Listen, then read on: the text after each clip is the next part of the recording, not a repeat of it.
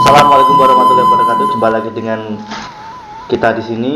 Kita bersama saya dengan Citra Channel, Bunga Explore, dan praktisi kita dari perguruan Singoliman dengan Mas Wisanggeni. Kali ini pembahasan kita membahas soal cakra ajna. Apakah itu cakra ajna? Mari kita dengarkan penjelasan dari Mas Wisanggeni. Silakan Mas, dijelaskan arti cakra ajna itu apa? Cakra ajna itu adalah kalau dalam bahasa spiritual bahasa spiritual adalah kalau cakra ajna, tapi kalau dalam bahasa ilmiah secara sains itu pineal gland. Pineal gland. Ya, itu gland. dalam bahasa sains. Iya, bahasa dalam bahasa spiritual cakra ajna, tapi dalam bahasa tasawuf itu mata batin. Saya kan sering mendengar kata-kata cakra Mas ya. Cakra kan biasa, apa yang saya dapatkan seperti kita bisa mengerti cakra, ada berapa unsur cakra yang di dalam tubuh kita ya. Nah itu cakra ajna itu termasuk dalam unsur tubuh kita apa enggak? Termasuk, karena di dalam tubuh manusia itu ada beberapa cakra, mulai dari cakra dasar, cakra sek, cakra lambung, cakra jantung, terus cakra nafas, lalu cakra ajna, dan yang paling atas adalah cakra mahkota. Cakra ajna itu di bawah cakra mahkota. Cakra ya? mahkota. Nah, untuk itu mungkin Mas Bini ada pertanyaan untuk Mas spiritual kita Mas Wisanggeni apa? Monggo silakan Mas. Cakra ajna itu ada berapa ya kira-kira? Apa menurut psikologisnya itu? Soalnya kan kita awam ya. Cakra ajna itu saya baru Ya menurut psikologisnya kan itu yang jelas gini, ini saya menjelaskan secara apa yang saya pahami dan yang saya pelajari ya. Yang saya pelajari yang jelas di dalam tubuh manusia ini ada beberapa cakra dan fungsinya pun beda-beda. Fungsinya beda-beda. Lalu untuk sekarang yang kita bahas adalah cakra ajnanya dulu. Cakra ajna dulu itu apa? Ya. Jadi kita bisa mulai membahas cakra ajnanya. Allahumma sholli ala sayyidina Muhammad wa ala ali sayyidina Muhammad. Bismillahirrahmanirrahim. Kalau jika nanti ada kesalahan dalam penjelasan saya, itu murni dari kebodohan saya sendiri ya teman-teman. Tapi jika itu nanti kebenaran, insya Allah itu izin dari Allah Subhanahu Wa Taala. Amin. Ya. Yang pertama yang harus dilakukan untuk teman-teman di rumah yang ingin mempelajari spiritual dalam artian pemula, yang harus dilakukan awal adalah mempelajari dulu sebetulnya apa itu cakra ajna. Ya, arti cakra.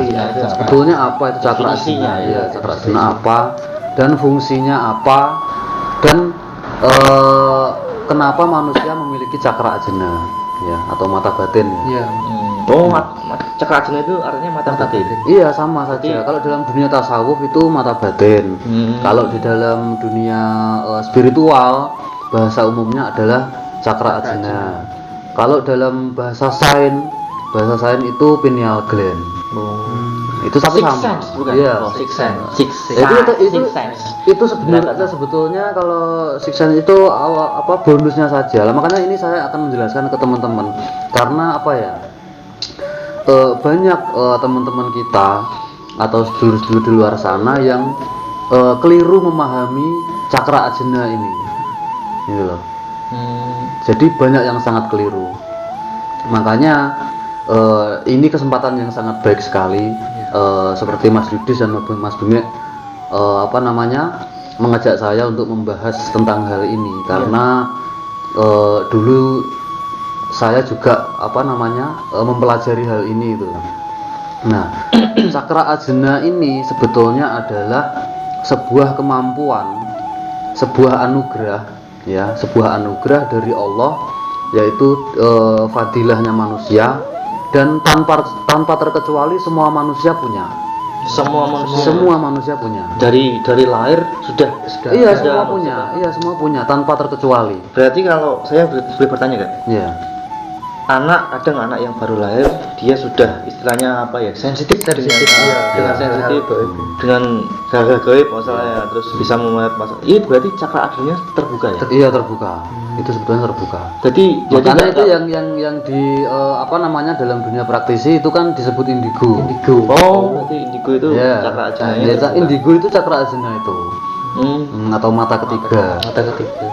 Nah, itu terbukanya itu gini, maksudnya kan proses mengandung itu kan selama 9 bulan 10 hari ya. Itu terbukanya emang dari sebelum terbentuk jadi kan dari embrio. Embrio terus terbentuk seperti janin. Itu terbentuknya di bulan berapa itu seperti itu? Ngerti nggak? Sebetulnya kalau itu ya wallahu alam ya. Saya nggak tahu, tapi yang jelas setiap manusia itu dibekali oleh Allah sebuah anugerah yang sebetulnya luar biasa kalau digali. Gitu loh. Ya contoh salah satunya cakra ajna ini. Gitu loh, cakra ajna ini. Jadi gini, itu diberinya pada waktu kapan kita nggak tahu. Itu itu kan rahasia Allah ya. Itu kan rahasia dari Allah, dan itu wallahu alam, kita nggak tahu. Yang jelas semua manusia tanpa terkecuali pasti memiliki cakra ajna.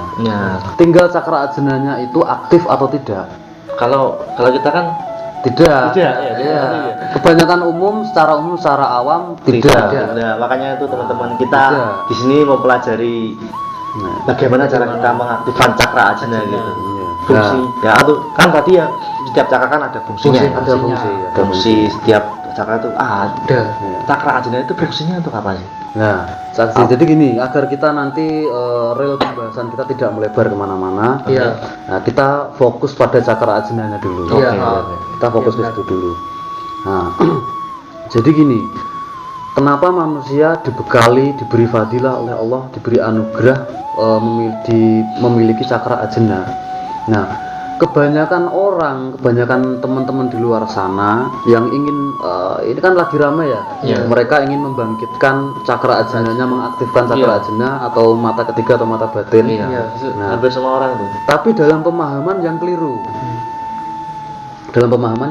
Itu yang menjadi catatan besar. Karena begini, orang ingin mengaktifkan cakra ajna hanya untuk melihat aktivitas goib. Satu ya. Itu kan satu ke satu itu. Yang kedua, banyak sekali orang yang ingin mengaktifkan cakra ajna atau membangkitkan mata ketiganya ini untuk menarik benda-benda pusaka. Dengan niatan tertentu dia ingin menguasai benda pusaka. Iya, kan ketika seseorang cakra ajnanya ini terbuka aktif, karena nanti kan jika cakra ajna ini aktif, secara otomatis ya sensory perceptionnya, sensor perception, jadi kita diberi oleh Allah tuh seperti sensor. Nah, sensor ini kalau aktif, dia akan berhubungan dengan cakra ajnanya secara sinkron. Maka dia akan secara gaibiah akan melihat dunia astral. Secara langsung. Secara batin. Jadi aktivitas astral dan segala macam bisa terlihat. Gitu loh, wallahu alam gitu ya. Makanya itu banyak sekali di luar sana ingin mengaktifkan cakra ajna atau mata ketiga ini untuk melihat aktivitas gaib, aktivitas astral. Itu yang pertama. Yang kedua, banyak sekali di luar sana ingin mengaktifkan cakra ajna untuk melakukan penarikan pusaka.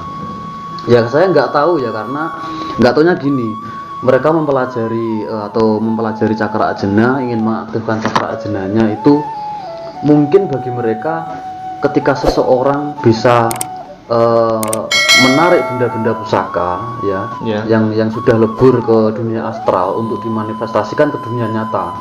Itu mungkin bagi mereka kan keren mungkin ya. Iya. Kan keren kan nanti wah sakti dan sebagainya kan seperti itu. Nah, mungkin kemungkinan besar seperti itu. Padahal ya yang ini yang perlu diperhatikan. Iya, garis besar. Mungkin nanti Mas Yudis atau Mas Bunge ingin mempelajari mengaktifkan cakra ajna ini ya. Mungkin Mas Bek tahu ya. Sepertinya kalau Mas Bek dari tadi itu. Nah, itu ya tertarik mungkin ingin mempelajari ya, mungkin ingin mempelajari.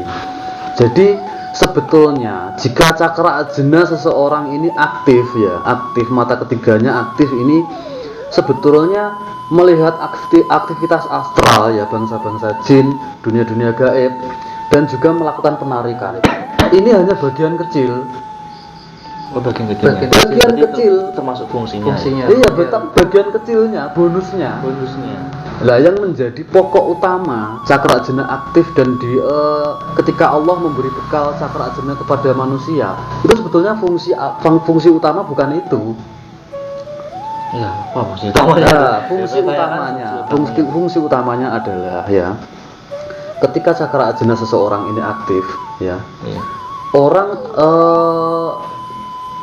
orang akan terbantu dengan aktifnya cakra ajnanya ini. Terbantunya dalam hal seperti ini. Misalkan dalam proses perjalanan manusia ya, Iya. proses perjalanan manusia, misalkan Mas Yudis melamar pekerjaan, Iya. ya kan, ke sebuah kantor atau apa. Nah, secara tidak sengaja jika cakra ajna Mas Yudis dan Mas Bunga ini aktif, dia akan membantu sampean.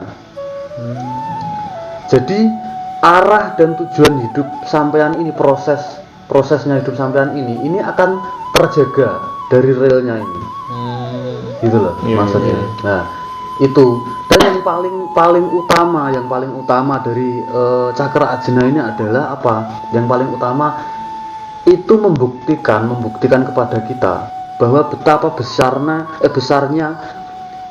kekuatan Allah Ta'ala itu sangat besar. Karena apa? Anda melihat hal-hal yang sifatnya tidak bisa dilihat oleh orang lain, gitu loh. Jadi Anda akan menemukan bukti-bukti besar, ya, bukti-bukti besar yang bahwa Anda tidak akan bisa memungkiri bahwa betapa dahsyatnya Allah Subhanahu Wa Taala itu, gitu loh. Tapi gini, bukan berarti ketika cakra ajna seseorang ini aktif Anda bisa melihat Allah dan lain, bukan. Ya, seperti apapun, sesakti apapun kita tetap tidak bisa melihat zatnya Allah Subhanahu Wa Taala. Yang bisa kita lihat hanya tanda-tandanya, kebesarannya ya. iya, karena gini, misalkan sampean bisa melihat aktivitas gaib, Iya. Anda akan menjadi orang yang bersyukur. Bersyukurnya seperti ini, ternyata luar biasa. Allah bisa menciptakan hal-hal seperti ini, gitu loh.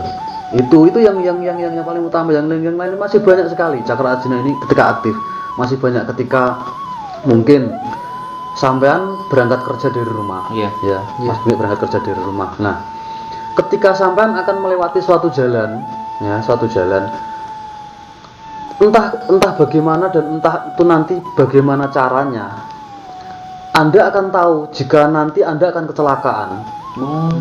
Jadi Seperti yang ya. punya tanda-tanda. Iya, punya feeling. Feeling. Iya. Kepekaan dalam hal ini akan sangat kuat. Oh, gitu. Kepekaan sampean akan sangat kuat, gitu loh. Itulah fungsi dari cakra ajna. Ini hanya belum seberapa lah ini. Ini masih banyak lagi kalau saya jelaskan. Ya. Cuman kebanyakan orang-orang yang ingin mempelajari cakra ajna dan mengaktifkan itu hanya dilakukan untuk mengejar hal-hal sepele. Ya, seperti tadi. Iya. Nah, itu untuk melihat bangsa-bangsa jin, untuk menarik pusaka dan lain sebagainya. Nah, tidak menuntut kemungkinan ketika kita aktif cakra ajnanya itu kebanyakan kasus pasti melihat aktivitas gaib itu pasti ya? Iya, pasti karena kepekaan kita akan di atas rata-rata manusia awam. Gitu loh. Iya.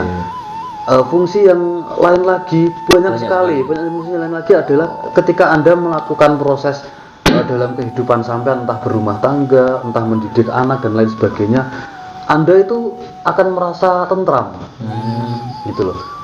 Anda akan menjadi orang yang tenang karena apa? Karena Anda apa ya bahasanya, kalau dalam bahasa Jawa Anda tuh menjadi orang yang waskito. Waspada. Waskito itu bukan waspada. Waskito itu apa ya? Anda akan menjadi orang yang berwibawa.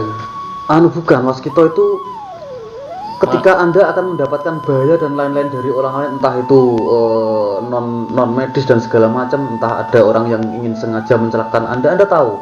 Jadi Anda menjadi orang yang sangat apa ya namanya? Ibaratnya apa? Sensitif. Dapat perlindungan gitu ya. Ya nanti akan cakra ajna ini akan memprotek Anda gitu loh. Oh. Anda akan menjadi orang yang sidik waningal, ngerti sadurunge winara. Nah, itu Oh, iya. bahasa teman-teman bisa mengartikan sendiri ya. Jadi karena kan itu memang fungsi dari cakra ajna itu, betapa dahsyatnya cakra ajna itu. Tapi terkadang teman-teman di luaran sana itu mempelajari, dan banyak juga yang bertanya kepada saya, mempelajari mengaktifkan cakra ajna itu hanya untuk hal-hal yang sepele gitu loh. Oke ya, seperti lah fungsinya cakra ajna. Sekarang saya punya pertanyaan lagi. Iya. Cakra ajna itu bisa diartikan secara mandiri atau perlu bimbingan, Mas? Kalau gini ya. Jadi Mas punya apinya terlalu dilempar, Mas. biar agak slow. Karena ini selalu enggak gini. Karena sepertinya suasananya kita tegang. Ini enggak ada api, enggak nyala-nyala. Iya. Sambil rokokan dulu ya, enggak apa-apa ya teman-teman, kita Bentar ya. sambil ngobrol santai saja karena memang Bentar, Mas. Iya. Kopi saya ketinggalan. Di belakang, Mas. Mau Bentar. diambil dulu ya. Monggo. Ya, karena memang gimana ya, mungkin juga untuk para subscriber dari Alhamdulillah. Yudhistira Channel, subscriber dari Bengek Explore, dan subscriber dari saya Wisanggeni dari Paguyuban Spiritual Singoliman. Kami bertiga benar-benar untuk sementara ini benar-benar mohon maaf sekali karena belum bisa menyajikan explore di tempat-tempat tertentu ya, karena kita cukup tahu bahwa ini sudah memasuki karantina wilayah ya. Iya. Di berbagai desa kan sudah ditutup rapat ya. Iya. Jadi tidak ada akses untuk masuk ke desa. Jadi teman-teman sabar dulu. Sabar dulu, makanya kita ngobrol-ngobrol santai dulu seperti ini untuk sharing-sharing ilmu dan lain sebagainya. Tadi apa pertanyaannya, Mas? Cakra ajna, saya ingin bertanya, cakra ajna itu bisa diaktifkan secara mandiri. Misal saya lihat video ini ya, Iya. saya kan misalnya saat menonton video ini aku, Iya. kok saya bisa nggak mengaktifkan cakra ajna secara ajna, mandiri, iya. atau perlu bimbingan seorang guru? Nah, bisa cakra ajna itu bisa diaktifkan secara mandiri, bisa. Cakra ajna juga bisa kita juga belajar kepada seseorang, maksudnya pembimbing juga bisa. Nah, ketika kita mau mengaktifkan atau mempelajari cakra ajna ini ada caranya. Ada step by step. Iya, ada caranya untuk melakukan tahapan-tahapan tertentu. Karena ketika kita ingin mempelajari hal-hal yang sifatnya spiritual, sifatnya gaib, ini kan kita tidak boleh sembarangan. Iya. Kenapa? Karena itu akan menjadi bumerang buat kita sendiri. Ada bahayanya berarti? Yo, jelas ada bahayanya. Oh, berarti di lain sisi itu ada dampak positif dan negatifnya. Ada ya? dampak Kita positif dan ini, negatifnya. yang lebih ini spesifik aja ya. Iya. Kalau diaktifkan sendiri lebih bahaya daripada kita dapat bimbingan dari seorang guru, gitu. Ya, saran saya lebih baik ada pembimbing. Oh, boleh teman-teman juga perlu diketahui ya, untuk mengaktifkan cakra ajna teman-teman harus lebih baik ada pembimbingnya, jangan Iya. asal diaktifkan secara sendiri ya. Mungkin nanti tutorialnya dampaknya ada bahayanya ya. Ya, itu sangat sangat berbahaya jika mempelajari ilmu kebatinan. Ya, ilmu rasa, ilmu kebatinan yang sifatnya spiritual, apalagi kita mengaktifkan cakra ajna ini ya, itu dampaknya bisa negatif dan positif. Tergantung kita sendiri. Tergantung kita sendiri lah. Makanya kenapa di beberapa tempat ada orang yang melakukan lelaku spiritual, Iya. melakukan lelaku spiritual tanpa pembimbing, maka hasilnya akan ada yang gila, ada yang ya mesti seperti itu. Jadi itu apa dampak negatif dari Iya, mengatakan cakra ajna ini tadi lah. Makanya itu saya sering menghimbau kepada teman-teman semua bahwasanya saya lebih menyarankan untuk mencari pembimbing saja. Ya, mencari. Kalau di dalam dunia dalam dunia tasawuf ada torekoh, mungkin ada kita mencari mursyid guru pembimbing, guru batin. Iya. Buat kita sendiri. Nah, itu seperti itu. Nah, kalau ingin mandiri ini juga bisa. Kita mempelajari cakra ajna atau mengaktifkan dengan cara mandiri, itu bisa. Tapi yang paling pokok, yang paling utama adalah pelajari dulu cakra ajna itu apa. Jadi saya tegaskan bahwa cakra ajna tidak hanya sekedar untuk melihat bangsa-bangsa gaib. Cakra ajna tidak hanya untuk melakukan penarikan benda, itu hanya bonus saja, itu hanya hal-hal yang sepele gitu loh. Padahal kita bisa memanfaatkan cakra ajna ini untuk mencapai kesuksesan atau kemapanan dalam proses kehidupan kita. Gitu loh. Baik itu secara moral, baik itu secara batiniah, baik itu secara ekonomi dan lain sebagainya. Karena apa? Karena begini, karena orang yang sudah aktif cakra ajnanya, dia akan terbimbing kepada real yang dia tuju. Gitu loh. Dia akan lebih peka, apa yang saya lakukan ini salah atau tidak, dia akan lebih peka. Gitu loh. Dia akan lebih cenderung cenderung melihat sesuatu yang sifatnya orang lain tidak tahu. Nah, seperti itu. Misalkan saya cerita sedikit saja ya. Sedikit saja. Saya pernah dulu ketika mempelajari hal ini. Nah, ketika itu saya belum paham bahwa cakra ajna saya ini aktif. Ya, sudah aktif. Kan untuk mengetahui aktif atau tidaknya kita kan nggak tahu kapan itu aktifnya ya. Ada yang dalam kurun waktu mingguan, ada yang kurun waktu bulanan, ada yang kurun waktu tahunan. Nah, ada yang dalam waktu harian ada.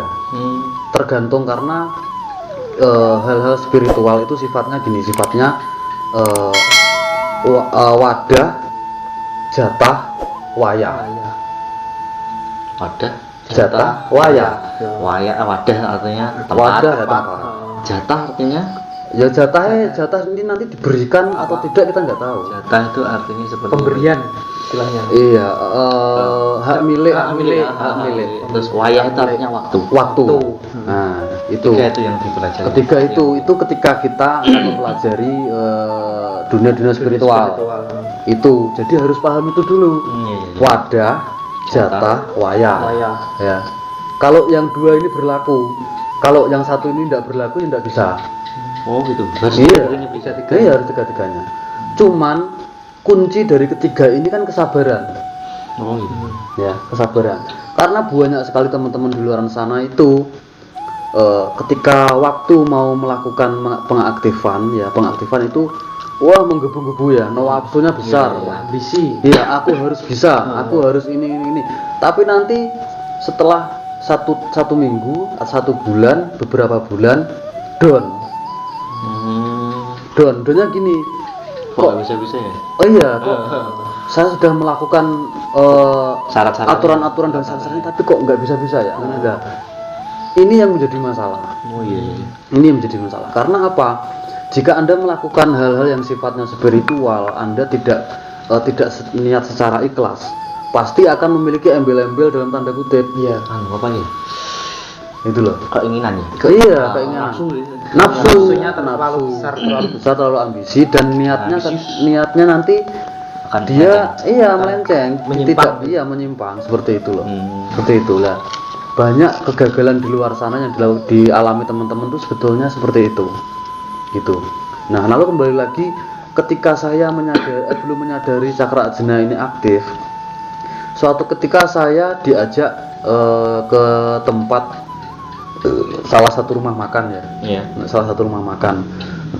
Ketika saya masuk, mungkin itu yang dinamakan penglaris. Oh, kamu tahu? Iya. Ya? Iya. Seperti apa itu? Nah, Ya. penglaris kan ya. Iya. Nah, penglaris ya. Ketika itu saya duduk, lalu teman saya 2 orang di depan saya gini. Nah, ketika saya seperti seolah-olah saya ini tertarik ke suatu tempat. Tempatnya yang jelas sebuah pojokan dari rumah makan itu ya, sebuah pojokan. Di sana sangat jelas sekali saya melihat bangsa astral, bangsa jin, yaitu pocongan. Nah, sosoknya, sosok wujudnya pocongan ya. Nah, ketika itu saya bertanya awalnya gini, karena saya memang orangnya orangnya agak selengean, ya, agak selengean. Ketika itu saya melihat itu tuh saya pikir itu pajangan. Oh iya, pajangan ya. Pajangan lah. Ketika saya melihat, wah kok ini yang punya rumah makan kok aneh. Rumah makan kok dikasih pajangan pocongan kan gitu. Itu nggak bergerak. Apa? Nggak bergerak. Lah, iya makanya itu kan gini. Terus akhirnya saya cuma diem. Tapi ketika lambat laun, perasaan saya ini gimana? Dalam batin ini Nggak enak. bukan nggak enak ya, apa ya? Berkecamuk gitu ya. Iya, berkecamuk gimana gitu lah. Akhirnya, lah ini tapi pajangan kok dia gerak. Oh gerak ya? Iya gerak lah. Ketika dia gerak, dia jalan. Ya jadi dia jalan, jalannya itu gimana ya? Loncat ya? Kalau saya jabarkan secara gambaran nyatanya gini ya, ini saya ketika itu kayak kabur gimana gitu, karena mungkin waktu itu cakra ajenanya belum sempurna maksimal ya. Itu dia mengitari sebuah meja, ada orang makan, mengitari sebuah meja, terus dia meneteskan air liurnya. Gini? Iya, meneteskan air liur. Nah, ini diteteskan di makanan orang-orang yang sedang makan di situ, sedang beli di tempat itu. Ya terus? Nah, saya gini, semakin lama kan saya semakin aneh, curiga kan. Ini kok gini lah. Ketika itu saya tentulah sebagai orang yang pemula, otomatis kan hindari saya. Cuman saya gini, saya orangnya yang nggak gampang panikan, kecuali saya dikaget-kagetin setan loh ya. Iya. Dikaget-kagetin itu mesti kaget lah ya. Itu manusiawi ya. Shock ya. Jump scare. Akhirnya saya gini, saya ketika itu saya minta ibu saya untuk menelpon saya. Ya, tapi saya rekayasa gitu. Pokoknya yang jelas intinya gimana caranya saya bisa pulang dan pergi dari rumah makan itu. Oh gitu. Kan gitu. Iya Kak, ini yang saya tanyakan. Kan itu yang pelaris itu ya. Iya. Yang lontong itu ya. Iya. Itu mengitari meja salah satu pelanggan ya misalnya. Iya. Itu dia beda-beda meja enggak? Sempat mendekati meja Anda enggak? Kalau yang waktu itu yang saya lihat, dia hanya di meja itu saja. Enggak semua meja. Enggak semua meja, di meja itu saja ketika itu. Tapi nggak tahu, mungkin kalau hari-hari berikutnya dia pindah lagi kan nggak tahu. Gitu. Nggak tahu, nggak paham. Saya kira kan saya juga pernah dengar ya. Pesugihan pocong, pengaruh pocong itu. Saya kira itu masakan yang udah jadi itu yang di bahasa yang liur. Ternyata di piringnya pelanggannya itu ya. Ya baru tahu itu. Oh itu ya kan, yang saya bayangkan itu kan setelah masak, yang itu yang dikasih air liur, bukan ternyata yang di piringnya pembeli itu. Nah itu makanya reaksi awal ketika kita belum paham cakra ajna ini aktif akan sangat aneh. Terkadang orang-orang di sekitar kita melihat kita itu seperti orang gila. Karena saya juga tidak lepas dari hal-hal seperti itu. Misalkan kita sedang ngobrol bertiga seperti ini. Nah, ketika saya secara tiba-tiba melihat pergerakan aktivitas astral di daerah di sekitar kita di sini, secara spontan saya mengeluarkan kata-kata yang tidak bisa dinalar orang lain. Oh gitu. Iya. Nah, betul ini daya yang bagus nih ya. Iya. Di studio kita ada nggak? Dia apa? Studio ini. Di studio ini ya. Nah, yang jelas gini. Bangsa jin ini lebih banyak dari bangsa manusia. Karena apa? Karena mereka juga beranak pinak. Oh gitu ya. Tapi mereka tidak mati. Oh. Nah, beranak tapi nggak mati. iya tidak mati. Iya, banyak. Makanya itu mereka bertumpuk-tumpuk. Bahkan kalau bisa dijelaskan, kita setiap hari itu selalu bersinggungan dengan mereka. Maka kenapa dari itu berdoa saat ketika kita bekerja keluar rumah itu sangatlah penting. Oh iya. Gitu loh. Sangat penting karena apa? Nanti doa ini akan menjadi protek buat kita. Dari gangguan. Iya, dari gangguan-gangguan asal seperti itu. Nah, selanjutnya ketika itu makanya itu kenapa saya lambat laun merasa sadar. Jadi semakin lama saya semakin bisa mengontrol kemampuan saya ini. Jadi ketika saya semakin sadar gini, oh apakah ini aktif? Kan gitu. Karena memang saya pelajari. Jadi sampean apa? Ada pelajari sendiri atau ada bimbingan? Kalau saya jelas, saya kan ibaratnya kalau dibilang saya kan santri kalong. Santri kalong. Ya, santri kalong saya banyak sekali memasuki paguyuban spiritual, padepokan, baik itu yang banyak dikenal masyarakat dan yang tidak. Bahkan saya dulu hampir ke kota lain kemana-mana, tapi cuman saya nggak menetap terlalu lama karena saya istilahnya yaitu tadi istilahnya santri kalong. Jadi lambat laun ini semakin berkembang. Semakin sensitif ya. Iya, semakin sensitif lah. Ketika seseorang ini cakra ajnanya aktif, cakra ajnanya aktif, berkembang atau tidaknya cakra ajna yang aktif ini tergantung dari orangnya. Kalau orang ini tidak mau mengasah kemampuannya, ya gitu-gitu saja. Gitu loh. Tapi kalau ingin merasakan kedahsyatan dari cakra ajna ini sendiri, itu kita harus asah. Nah, kita asah. Nah, caranya apa? Caranya sangat banyak untuk mengaktifkan cakra ajna ini. Dan cara yang paling mudah dilakukan adalah meditasi. Nah, meditasi itulah. Kalau cara yang sulit kita bisa berpuasa. Puasa atau melakukan lelaku tirakat. Jadi cuman kebanyakan dari teman-teman itu kan nggak mau ribet. Iya. Langsung. Maunya kan instan. Mungkin Mas Bungi tertarik untuk melakukan proses cakra ajna ini gimana Mas? Ya intinya gini loh. Intinya setiap manusia itu diberi anugerah oleh Allah, ya diberi fadilah. Jadi kita dibekali itu tidak hanya bukan itu tidak ada manfaatnya. Itulah maksud saya. Itu manfaatnya besar sekali. Jadi Allah membekali kita itu tuh bukan tanpa alasan. Gitu loh. Cuman manusia ini kan terkadang ketika kita bersinggungan dalam masyarakat dan lain sebagainya, tentu kita rawan sekali untuk tergelincir kan. Jadi terkadang hati kita ini tertutupi oleh hijab-hijab, misalkan maksiat, misalkan dalam artian rasan-rasan yang membincangkan orang lain dan segala macam, itu kan pasti menjadi kotoran-kotoran dalam hati kan. Ini akan menjadi hijab. Iya, akan menjadi hijab buat sir di dalam batin ini, basiroh. Kalau dalam bahasa tasawuf itu basirohnya, sirnya dia akan mati.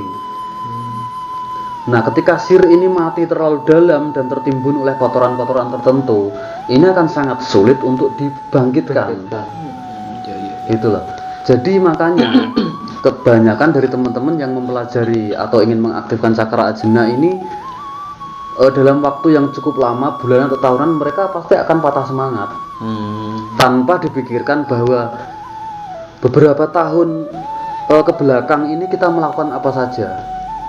Gitu loh. Makanya disarankan untuk melakukan puasa dan juga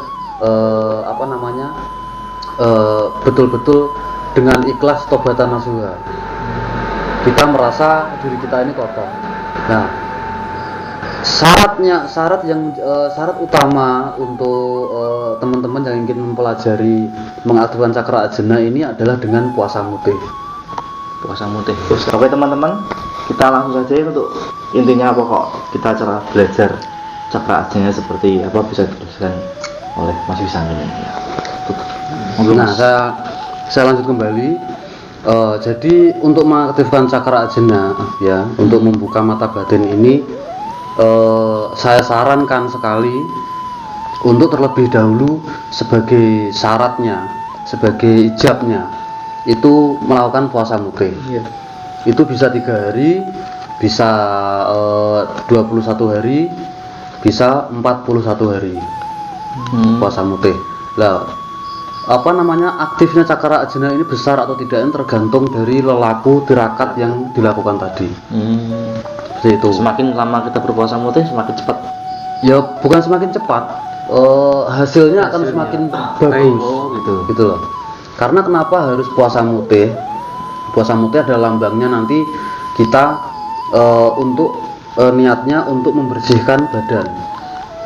Membersihkan badan. Ya, membersihkan badan dalam artian jadi kita bersuci, lalu kita sahur subuh dengan niatan, dengan wasilah puasa mutih, nanti segala kotoran baik di hati, baik secara rohani akan apa namanya, akan luntur.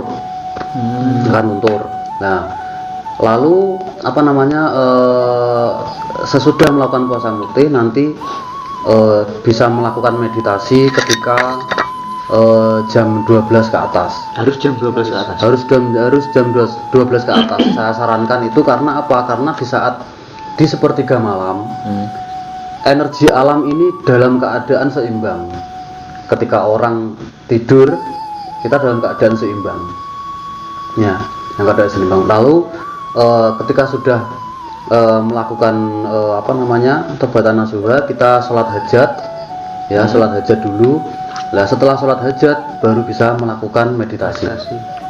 Nah, ketika waktu meditasi, ya, awal dari meditasi, saya sarankan untuk terlebih dahulu melakukan tawasul, mengirim Fatihah kepada baginda Nabi, orang tua kita, kepada para aulia atau guru-guru kita, agar ketika kita nanti melakukan meditasi, kita terprotek ya, dengan dengan kalimat Al-Fatihah, surat Al-Fatihah tadi. Jadi itu. Nah, untuk tata cara meditasinya mungkin bisa kita bahas di sesi berikutnya saja. Karena jika saya bahas sekarang, nanti justru yang saya apa namanya, ilmu yang saya ajarkan tadi tidak masuk. Kan terlalu banyak. Ya, terlalu banyak makan basi ya. Nah, terlalu banyak nanti justru malah nggak masuk. Lebih baik dipelajari ini dulu, dipelajari. Jadi dan pertama kita harus makan puasa mutih. Terus kedua, ini sifatnya wajib ya, wajib puasa mutih. Kalau puasa biasa nggak bisa?